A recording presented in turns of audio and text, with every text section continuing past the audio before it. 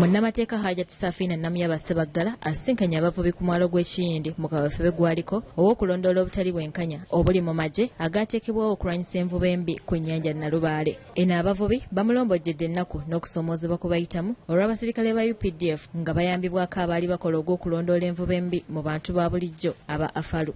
Bo be bali mu prosesi be balina otambuza nesawo yakati bino bye twogera kituufu mu birikodinga naye buzibu. Abavubi bategeezezza munnamateeka Hajati Safina Ssebaggala nti abasirikale ba UPDF nga bayambibwako aba Afalu nga bwe batuuka n'okubakaka emisango gye babeera tebazizza nga babatiisatiisa n'oluvannyuma ne babajja mu ssente. Akukwasa kutimba buli okumenya amateeka kifuba bukwate kubanga yalina emmundu yalina buli kimu ekikola kye. Kati wamala okukuba ebifaananyi ng'akutwala wa ku poliisi wali nga bakuggyako statement with clear evidence eno gyakukubye nayo nti obadde n'obuki nga buvo nga si buvo. Abalala bagamba nti omuntu bw'ayagala okuyingira mu kuvuba bamusasuza layisensi ey'omwaka gwalimu ate n'omwaka omukadde.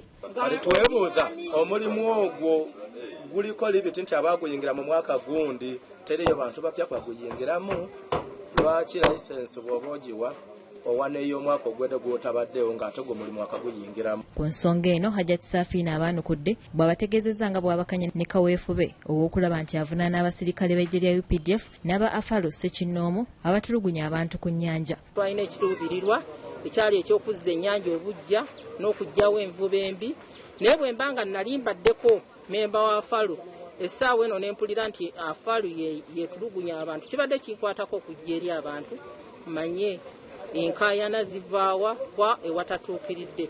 Ayongeddeko nti kino kimenya amateeka kubanga akulira amagye tabatumangako kutulugunya bantu n'ategeeza nti amateeka gakugenda mu maaso n'okuvunaana bannamagye bano olw'okutulugunya abavubi nga beerimbika mu kukwasisa amateeka g'envuba embi. Ensuubira nti tujja kutuuka ku kukkaanya n'okuggyamu nti abantu ekyo okutya kwe balina.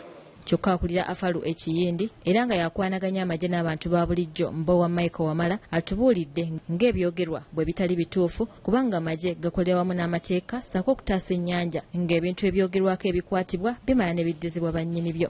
Tugezaako nnyo omuntu okumusomesa then bwe tumala okumusomesa n'akola obuwandiike nti kino sigenda kuddamu kukikola nkomye lwaleero n'atuwa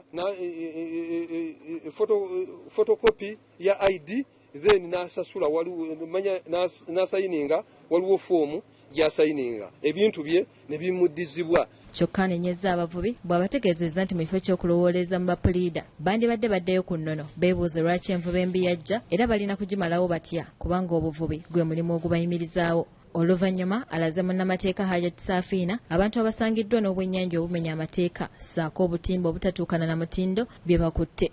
Buli wano bungi nnyo buwera n'500. Kinajjukirwa nti munnamateeka Namuyaba si asoose okusika omugwa n'abamagye kutulugunya abavubi nga kyatuusa n'ababaka okuli Dr. Lume Bayiga akiikirira ekitundu kino nga yegattiddwako ababaka banne okutwala ensonga eno mu Paalamenti kyokka tewali kyakyukako.